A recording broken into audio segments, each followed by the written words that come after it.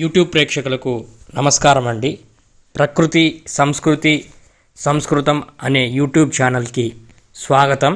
ఈ ఛానల్ భారతీయ వైదిక భావజాలానికి మరియు ఆధునిక విజ్ఞాన శాస్త్ర భావజాలానికి వారధిలా నిలుస్తుంది. నేను చేసే ఈ వీడియోలు మీకు నచ్చినట్లయితే లైక్ చేయండి, షేర్ చేయండి మరియు జ్ఞానాన్ని విస్తరింపజేయండి. భారతదేశపు వ్యవసాయ చక్రాలు. ప్రకృతి సంస్కృతి సంస్కృతం. భూగోళం ఖగోళాలను కలయికే సనాతన వ్యవసాయ వ్యవస్థ. ప్రాచీన భారతదేశంలో వ్యవసాయం ఖగోళ సంబంధమైనది. ప్రాచీన భారతదేశంలో సంస్కృతి అంటే స్వేదము మరియు వేదము కలయికే. అటు స్వేదానికి ఇటు వేదానికి రెండుటికి ఉమ్మడి బంధువు గౌజాతి. ఎందుకంటే స్వేదంలో గౌజాతిని ఎరువుకు మరియు పొలాన్ని దున్నేదానికి ఉపయోగిస్తారు. అలాగే ఈ వేదంలో గౌజాతిని యజ్ఞయాగాదులకు ఉపయోగిస్తారు. గౌ, గవా, గౌ, గో ఇటువంటి శబ్దాలకు కదిలేది అని అర్థము. విశ్వం ఎప్పుడూ కదులుతూనే ఉంటుంది. అలాగే మన ఇంద్రియాలు కూడా కదులుతూ ఉంటాయి. ఇంద్రియాలు మానవుణ్ణి కదిలింపజేస్తాయి. ప్రాచీన మన వ్యవసాయంలో ఇంద్రుని యొక్క ఆరాధన ముఖ్యంగా కనపడుతుంది. అలా కదిలింపజేసే విశ్వచాలక గోశక్తి చేసేది విశ్వచాలక గోశక్తి. కాబట్టి గో అంటే ఇంద్రియములు కూడా అని అర్థము. వేదము యొక్క లక్ష్యము అంటే వేదాన్ని చదివేది మానవుడు కాబట్టి మానవుడు ఎందుకు వేదాన్ని అధ్యయనం చేయాలా, వైదిక జీవనాన్ని ఎందుకు అవలంబించాలా, దాని యొక్క లక్ష్యం ఏమిటి అనంటే అది మోక్షము అని మనకు తెలుస్తుంది. అంటే పునర్జన్మరహిత ఉత్తమ పదవి. ఇంద్రియ కదలికలకు ముఖ్య కారణం శక్తి ఆహారం ద్వారా లభిస్తుంది. ఆహారం వ్యవసాయం ద్వారా లభిస్తుంది. వ్యవసాయానికి ఆధారము జలము, జలానికి ఆధారము మేఘము, మేఘానికి ఆధారము యజ్ఞానికి మూలము వేదము. కాబట్టి వేదానికి స్వేదానికి మన పూర్వీకులు విడదీయరానటువంటి లంకె పెట్టారు. అది గోజాతి ద్వారా. గో అంటే ఆవు అనేది అంటే గోవు అంటే చలించేది అన్నమాట. ఈ విశ్వం కూడా చలిస్తూ ఉంటుంది. ఈ విశ్వం యొక్క చలన గుణానికి కారణమైనటువంటి కారణభూతం గోవు కాబట్టి గోవును మనము పూజించాలి, గోవును మనం ఆరాధించాలి. కాంతి కంటే కాలం వేగవంతమైంది. ఈ రోజుల్లో మనం చెప్తూ ఉంటాం అన్నిటికంటే వేగమైంది ఏది అని అంటే కాంతి అని అంటూ ఉంటారు. కాంతి అది అర్ధసత్యమే. భౌతికంగా అయితే అది సత్యమే, కానీ విశ్వం చలిస్తూ ఉంటుంది. దాన్ని చలించజేసే దాన్ని గౌ అంటారు. గౌ అంటే ఆవులు. సృష్టిలో అతి వేగవంతమైనది, కదలిక కలిగినది కాంతి కాదు కాలం. కాలానికంటే వేగమైనది కాంతిని కొలిచేదానికంటే కాలాన్ని ప్రమాణంగా తీసుకుంటాం కాబట్టి కాలం కంటే వేగమైనది ఏది లేదు. కాంతి కాలము యొక్క ఒకానొక డైమెన్షన్ మాత్రమే. అటువంటి కాలం భూలోకంలో ఉన్న జీవులకి భూమి తన చుట్టూ తాను తిరుగుతూ సూర్యుడు చుట్టూ తిరుగుతూ ఉండడం వల్ల గోచరమవుతుంది. మనం భూమిపైన లేకపోతే మన కాలం అనేది ఒక గోచరం కాదు, మన మనసులోనే కాలం అనేది ఉంటుంది. భూమిపైన ఒక రాకెట్ వేసుకొని ఈ స్పేస్ షిప్ వేసుకొని విశ్వంలోకి వెళితే అక్కడ కాలం అనేది మనకు గోచరం కాదు. కాలం అనేది మన మనసులో గోచరం అవుతూ ఉంటుంది. కానీ మనకు భూమిపైన ఉన్నప్పుడు కాలం అనేది సూర్యుడు చుట్టూ తిరగడం వలన, సూర్యుడు అలాగే చంద్రుడు భూమి చుట్టూ తిరగడం వలన మనకు కాలము గోచరం అవుతూ ఉంటుంది. అటువంటి చక్రీయ తత్వం ఉన్న కాలానికి భూలోకంలో కాలానికి చక్రీయతత్వం ఉంటుంది. చక్రీయతత్వం అంటే చైత్రం అయిపోతానే చైత్రం నుంచి పాల్గొనం వరకు, పాల్గొనం మళ్ళీ చైత్రం వస్తుంది. అటువంటి చక్రీయ తత్వము మనకు భూమిపైన ఉండేటువంటి కాలగమనంలో ఉంటుంది మనకు. పరమాత్మ అటువంటి చక్రీయ తత్వం ఉన్న కాలాన్ని పరమాత్మ తత్వ స్వరూపులైనటువంటి ఆదిమ ఋషులు 2 అయనాలుగా విభజించారు.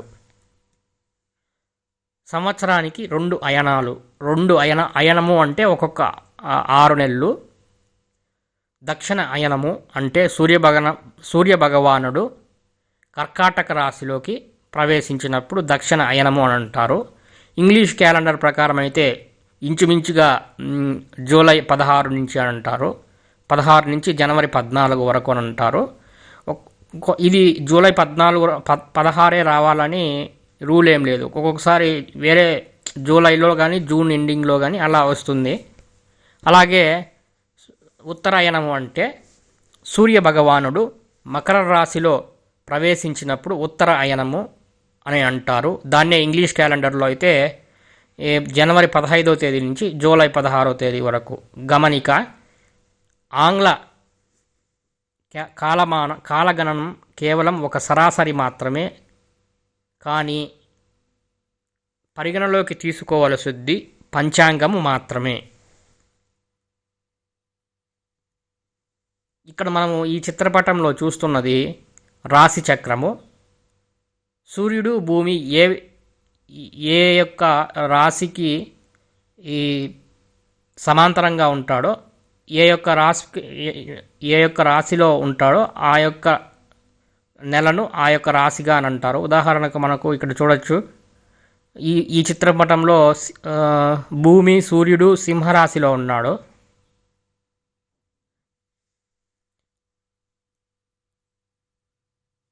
ఇక వ్యవసాయానికి వస్తాము. సూర్యుడా చంద్రుడా? ఇప్పుడు ఖరీఫు రబీలాగా అప్పుడు ఉత్తరాయణము దక్షిణ అయనము అనే పద్ధతిలో వ్యవసాయము మరియు కాలగణన ఉండేది. చాలా కాలం క్రితం చాంద్రమాన వ్యావహారిక కాలమానం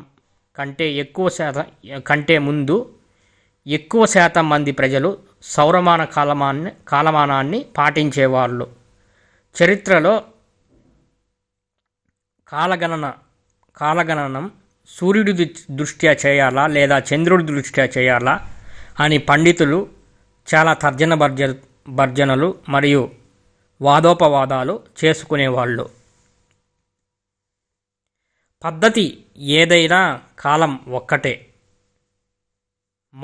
మొదటిలో సూర్యుడి యొక్క రాశి స్థానం బట్టి సౌరమానాన్ని వ్యవహారంలో ఉండేది. తర్వాత చంద్రుని యొక్క కళలు మార్చడం ద్వారా కాలగణన చేశారు. ఏ పద్ధతిలో కాలాన్ని గణించినా కాలం మనుషులకు మాయాభ్రాంతియే కదా. ఏ కాలం అనేది ఒకటే ఉంటుంది, కానీ మనము ఆ కాలాన్ని దేన్ని ప్రమాణంగా తీసుకొని మనము కొలసొచ్చు అనేది మనకు తెలుస్తుంది. అలాగే మనం ఈ రోజుల్లో అయితే మనం అణువులను బట్టి ఆటమిక్ క్లాక్స్ అవన్నీ వస్తున్నాయి, అవన్నీ వినియోగంలో కూడా ఉన్నాయి ఇప్పుడు. కాబట్టి కాలాన్ని అణువులను అంత పెద్ద గోళాలైనటువంటి సూర్యుడు చంద్రుడితో కాలాన్ని గణించవచ్చు. అలాగే అణువులు లాంటి చిన్న చిన్న పదార్థాలతో కూడా, చిన్న చిన్న వస్తువులతో కూడా మనము కాలాన్ని గణించవచ్చు అని మనం ఈ రోజుల్లో సీషియం క్లాక్స్ అవన్నీ రీసెర్చ్ అండ్ డెవలప్మెంట్లో వాడుతూ ఉంటారు. కాబట్టి కాలం నువ్వు దాంతో గణించినా ఒకటే, దీంతో గణించినా ఒకటే.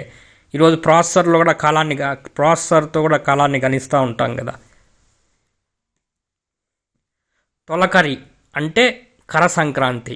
మకర సంక్రాంతి అంటే మనకు అప్పుడు జనవరిలో వస్తుంది. మకర రాశిలో ప్రవేశించినప్పుడు కర సంక్రాంతి అని అంటారు. తొలకరి వచ్చినప్పుడు అప్పుడు సౌరమానం ఆధారంగా చేసుకొని పంటలు పండించేవాళ్ళు.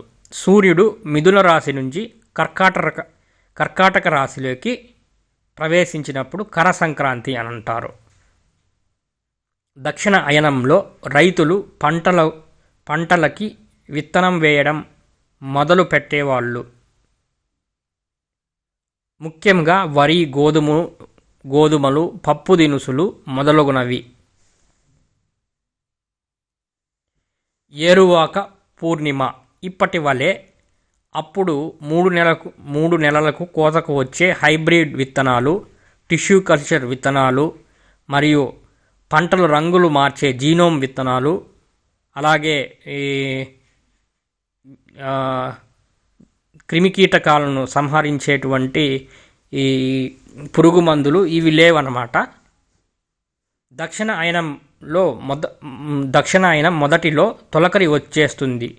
అప్పుడు విత్తడం మొదలు పెట్టేవాళ్ళు.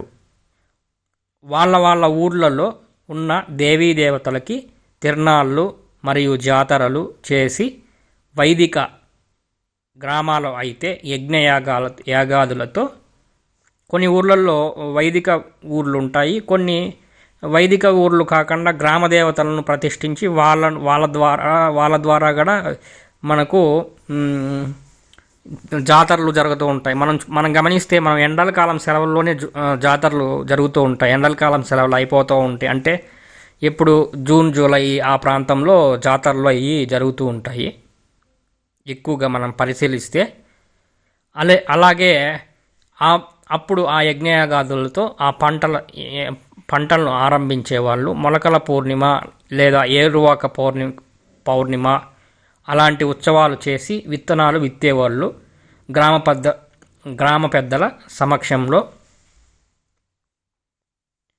మనకు ఇటువంటి సంఘటన మన పురాణాలలో గమనిస్తే సీతా జననం వస్తుంది. సీతాదేవి యొక్క వాళ్ళ తండ్రి గారైనటువంటి జనక మహారాజు యజ్ఞం చేసి ఈ నాగేలుతో దున్నుతూ ఉంటే వాళ్లకు ఆమె కనపడుతుంది. అలా జనక మహారాజు అయిన రాజ్యంలో రైతులు ఒకానొక వైశాఖ శుద్ధ నవమి నాడు దున్నే సమయంలో నాగేటి చాలులో ఆమె దొరుకుతుంది. ఇది ఒక ఘటన మాత్రమే. అభివృద్ధి అంటే తిండికి కొరత లేకపోవడమే. అభివృద్ధి అంటే ఏదో పెద్ద పెద్ద రోడ్లు, తర్వాత పెద్ద పెద్ద బిల్డింగులు కట్టడం కాదు. దక్షిణ అయనం వచ్చే ముందు కొద్ది రోజుల్లో ఇప్పటి మే మరియు మే నెలలో మొదటి 3 వారాలలో దుక్కు దున్నేవాళ్ళు. దక్షిణ అయనం వచ్చేలోపు విత్తనాలు వేసేవాళ్ళు. దక్షిణ అయనంలో వర్షాలు చల్లదనం ఉంటాయి కాబట్టి అప్పుడు పంటలు బాగా ఏపుగా పెరిగి తిండికి కొరత లేకుండా ఉండేది కాదు. అభివృద్ధి అంటే తిండికి కొరత లేకపోవడమే. ఎప్పుడైతే తిండికి కొరత లేకుండా ఉంటుందో అప్పుడు అందరూ ఎవరికి పరిధుల్లో వాళ్ళు ఉంటారు, ధర్మం గురించి ఆలోచిస్తారు. ఇప్పుడు ఋతుచక్రం అంటే ఋతువులు క్రమంగా ఆయా నెలల్లో ప్రతి 2 నెలలకు ఒకసారి ఋతువు మారిపోతూ ఉండడము. ఋతుచక్రం తప్పేది కాదు. ఇప్పటి వలె పంటలకి నీళ్లు కట్టే అవసరం అప్పుడు ఎక్కువ ఉండేది కాదు, ఎక్కువ స్థలాలలో ఉండేది కాదు. మేఘాలు వర్ష ఋతువులో వర్షించేవి. ఈ వర్ష ఋతువులో, శరదృతువుల్లో రైతులకి వ్యవసాయ పనులు కూడా తక్కువే. ఇంటి వద్దనే ఉంటూ వచ్చేపోయే సాధు సంతులకి వండి పెట్టేవాళ్ళు. వాళ్ళ నుంచి జీవిత పరమసత్యాలను తెలుసుకునేవాళ్ళు. అలా సాధువులు చాతుర్మాస దీక్షలు చేస్తూ గృహస్థాశ్రమముకు వారికి దగ్గర ఉండేవాళ్ళు. మీకు చాతుర్మాస వ్యవస్థ గురించి తెలుసుకోవాలి అంటే నా యొక్క ఇంకొక వీడియోలో ఉన్నాయి. మీరు దాన్ని చూడండి, వీక్షించండి, తెలుసుకోవచ్చు. నేను క్రింద లింక్ పెడతాను, మీరు వీక్షించండి. యోగ సాధన చేసేవాళ్ళు వాళ్ళ యోగ సాధన వలన ప్రకృతిలో సత్వగుణం అధికమై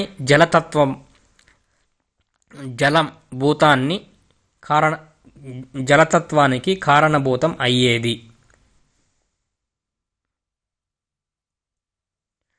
చాతుర్మాస్య దీక్షల లక్ష్యము. చాతుర్మాస్య దీక్షలు ఏ సమయంలో మానవులు కర్మక్షేత్రంలో కర్మబీజాలను నశించాలి. అంటే పూర్వజన్మలలో చేసినటువంటి కర్మబీజాలను నశించాలి. మరియు మానవుల వ్యవసాయ క్షేత్రాలలో ధాన్యపు బీజాలు వృద్ధి చెందాలి. చాతుర్మాసంలో మానవుని యొక్క కర్మను ఒక పక్క కర్మబీజాలు చేసుకుంటారు. అలాగే ఈ వ్యవసాయ క్షేత్రాలలో వేసినటువంటి ధాన్యపు బీజాలు వృద్ధి చెందుతాయి. ఒక కర్మ బీజాన్ని వృద్ధి చేస్తారు, అవి వ్యవసాయ బీజాలు. ఇంకొక కర్మ బీజాలని క్షయం చేసుకుంటూ ఉంటారు.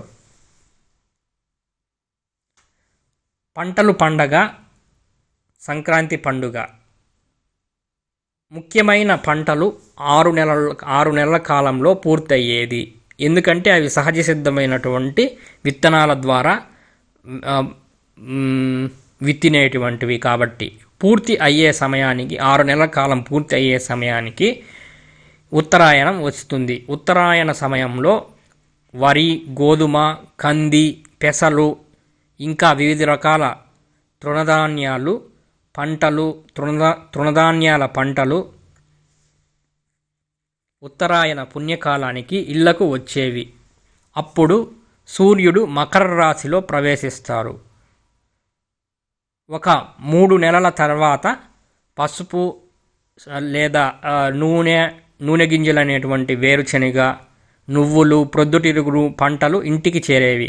అప్పుడు ఆనందంతో రైతులు సంక్రాంతి పండుగ చేసుకునేవాళ్ళు. అలాగే మనకు ఈ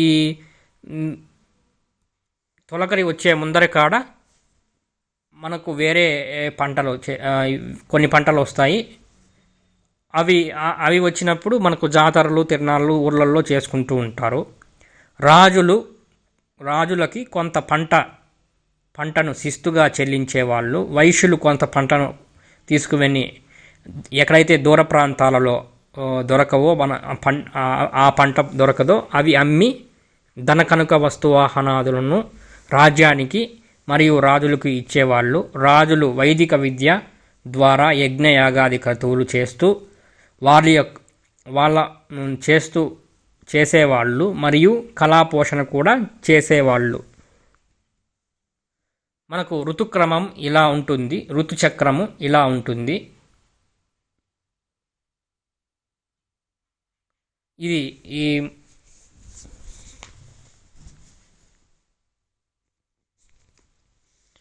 అప్పటి పంటలు, ఇప్పటి పంటలు. ఐరోపా ఖండం వాళ్ళు భారతదేశంలోకి ప్రవేశించకముందు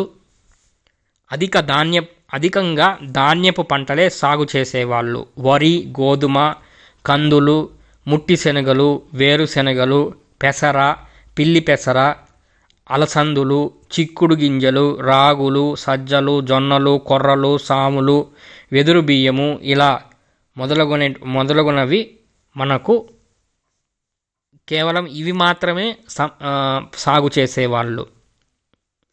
విదేశీయుల కోసం మన వ్యవసాయ విధానాన్ని మార్చుకున్నాము. ఎప్పుడైతే విదేశీయులు భారతదేశంలో ప్రవేశించి మన పంటలకు అలవాటు పడడం మొదలుపెట్టారో అప్పటి నుంచి మనం